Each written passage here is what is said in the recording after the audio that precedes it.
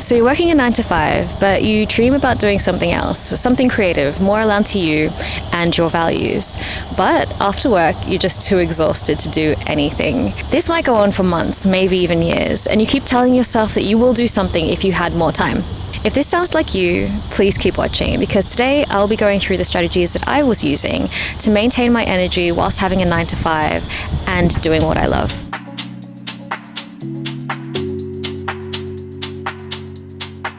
So here's a little bit about me. My name is Ella Bell, and I'm an illustrator and a content creator. But for decades before that, or maybe not decades, just a little over a decade, I have been working in corporate, so banking, finance, 9 to 5, technology projects, all of that, which was actually completely the opposite of the creative side of myself. I'd like to just say that I'm not a psychology expert. Everything that I'm about to tell you has just come through trial and error and pattern recognition and a lot of reflection. So I really hope that it helps. I was taught this old belief that when you wake up, you have a bunch of energy which depletes steadily as the days go on, all the way up until you sleep at night, which kind of sucks because if you're doing your 9 to 5 and you're not super passionate about it, those are your best hours spent on meetings, answering emails, etc. When I started drawing and illustrating, and this was just for fun to begin with, I noticed that after I would get home and I would draw a picture, I would get a spike of energy right before bed, which made me kind of question, does energy not have to do with time, but to do with the activity that you're doing? So I started noticing, as I went throughout my day, what are the activities that gave me energy and what are the activities that drained my energy? And there were some pretty obvious ones, like drawing, anything creative, having really good, deep conversations with your workmates. All of that gave me energy. Solving technical problems even, or exercising, which was an odd one because even though your body is more tired, you actually had more energy overall. But then there came the energy drainers, comparing yourself to others, any sort of negative conversations or gossiping. But then there were hidden ones, like overthinking emails, or not speaking up when you actually disagree with something, or dreading difficult tasks and putting them off. So here's a task for you. If you resonated with any of that, write down one energy giver and one energy drainer that you can immediately think of off the top of your head. So once I did that and I started noticing the energy givers and the energy drainers and the activities that I was doing at that time, I realized that I was entirely responsible for all of the energy drainers. It was my approach to work that depleted my energy by the time it came to 5 p.m. At work, you don't really have control of all of the activities that you do. So you can't automatically just do the energy-giving activities. So you can focus on changing the way that you approach the energy-draining activities. So I turned it into a game because that's what I like to do. How do I leave work with enough energy for art at the end of the day? That's when my husband introduced me to a tool that changed everything.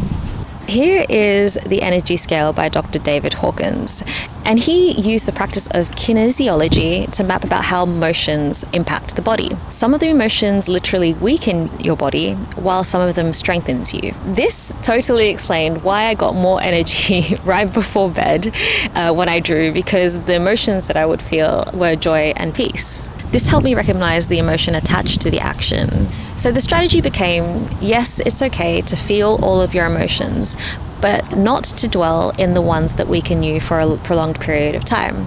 This actually gave us a way to move up the scale and to move towards the emotions which strengthen us.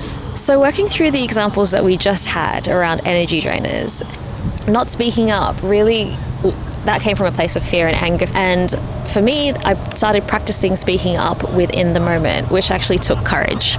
And putting off difficult tasks, that was again fear, sitting in something that we can do. So I started telling myself it was easy, and that sits in optimism and hope. So just a quick recap. During the day, we have activities which are energy givers and energy drainers. But more important than the activity itself is the emotion that we experience while we do that activity.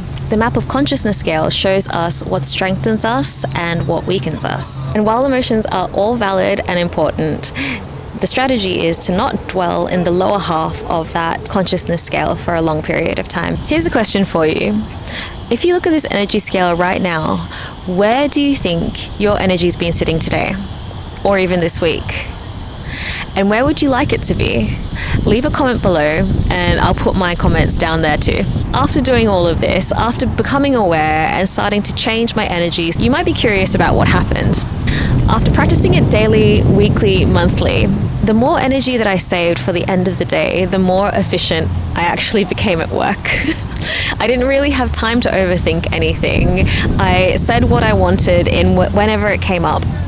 And my 9-to-5 job improved as my creative side hustle improved. I was not expecting that at all. I shifted from a victim of my circumstances, so this made me feel, this person said and I felt blah, blah, blah, to actually changing that and being the creator of my experiences. The more efficient that you are, the more information that you will get through during the day, which leads to more opportunities and more experiences. And this goes with your 9-to-5 as well as your side hustles.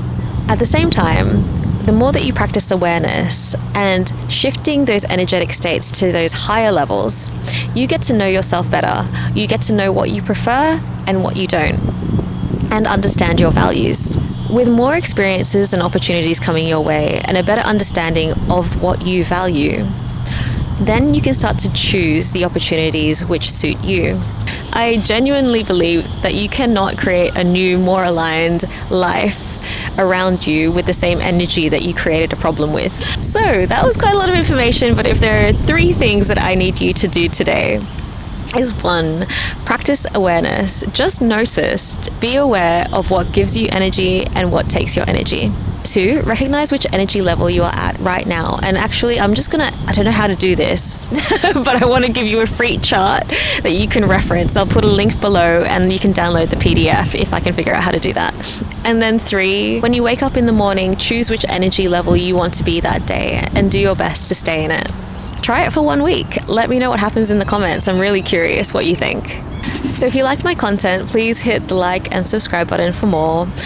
Give me any feedback. I read all of the comments. So if there's something that you want me to cover as well, just let me know. And thank you so much for watching.